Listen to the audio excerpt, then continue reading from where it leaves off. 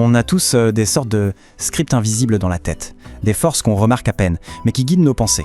Ce sont des idées implicites, des évidences silencieuses qui orientent nos conversations, nos croyances, sans même qu'on s'en rende compte. Apprendre à les repérer, c'est un peu comme allumer la lumière dans une pièce qu'on pensait déjà connaître par cœur. C'est la question qui va nous guider. Qu'est-ce qui se dissimule vraiment derrière chaque affirmation, chaque question qu'on pose? Qu'est-ce qu'on est obligé de croire pour que ce qu'on dit ait l'air vrai? C'est ça qu'on va explorer ensemble. Eh bien, ces fameux scripts invisibles, c'est ce qu'on appelle les présupposés. Ce sont ces idées qui n'ont pas besoin de permission pour s'installer dans nos têtes. Elles sont là et elles nous font parler, agir et même juger. C'est le fondement silencieux de tout ce qu'on dit. Alors, pour être un peu plus précis, voilà la définition. Un présupposé, c'est le sous-entendu qui est toujours là, en arrière-plan. Quand quelqu'un parle, il donne des informations qu'il ne formule pas directement, noir sur blanc. Notre boulot, si on l'accepte, c'est de mettre en lumière ces informations cachées. Et là, on touche au point crucial. Pourquoi c'est si important ? Parce que maîtriser cette compétence, c'est essentiel. Il ne s'agit pas seulement de savoir ce que l'on pense, mais de comprendre pourquoi on le pense comme ça. C'est vraiment le premier pas vers une véritable liberté intellectuelle. Allez, assez de théorie, passons à la pratique. Pour que ce concept un peu abstrait devienne bien concret, on va décortiquer une seule petite phrase. Une phrase toute simple en apparence, mais qui, en réalité, cache énormément de choses. Et la voici cette fameuse phrase « Jean a enfin trouvé un travail ». C'est court, c'est direct, et ça va nous servir de terrain de jeu. Croyez-moi, il y a bien plus d'informations là-dedans qu'on ne le pense au premier abord. Alors, commençons par la première couche, la plus évidente, les faits qu'on peut déduire de manière quasi certaine.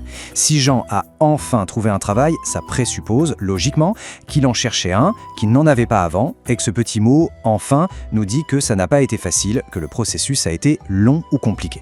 Ça, c'est la base. Mais là où la véritable enquête commence, c'est sous la surface. On peut commencer à spéculer, à formuler des hypothèses. Si la recherche a été longue, on peut se dire que Jean était peut-être dans une situation financière un peu délicate. Ce « enfin » pourrait aussi nous dire quelque chose sur le marché du travail en général, qu'il est peut-être tendu. Et si on prend encore plus de recul, ça montre à quel point notre société valorise le fait d'avoir un travail, au point que la nouvelle soit une source de soulagement. On quitte le certain pour explorer le champ des possibilités. En fait, ce qu'on vient de faire à l'instant, en séparant les faits certains des pistes plus spéculatives, ça illustre une distinction philosophique super importante, la différence entre les présupposés analytiques et les présupposés synthétiques. Regardons ça de plus près.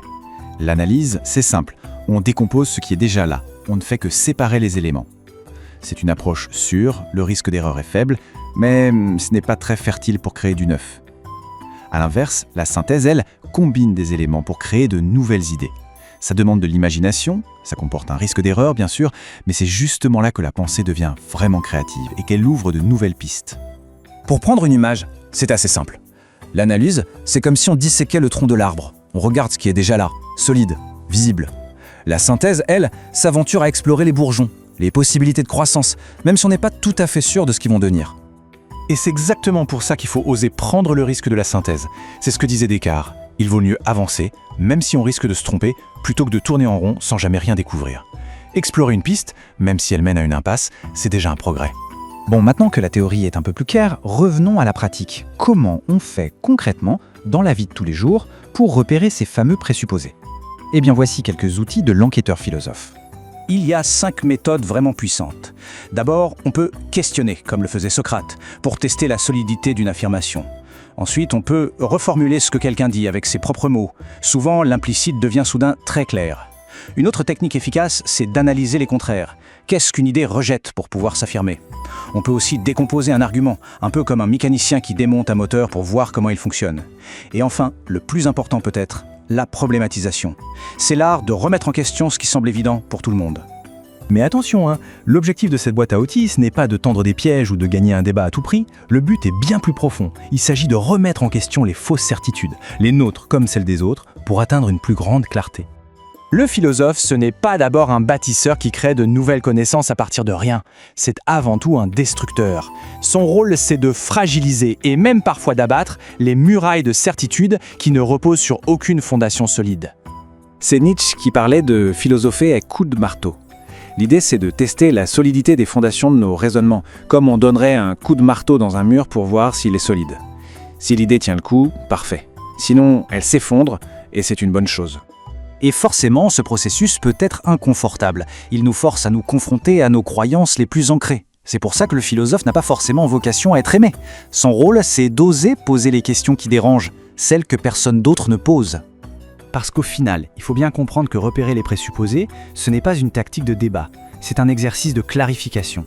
C'est une quête pour comprendre comment la pensée se construit, comment elle se structure, chez les autres, mais aussi et surtout en soi-même. Voilà, on a exploré ensemble les coulisses de la pensée. Cet outil, cette capacité à voir sous la surface des mots, il est maintenant à disposition. Alors la vraie question, ce n'est plus de savoir comment l'utiliser, mais bien dans quel but on va s'en servir. L'aventure philosophique ne fait que commencer.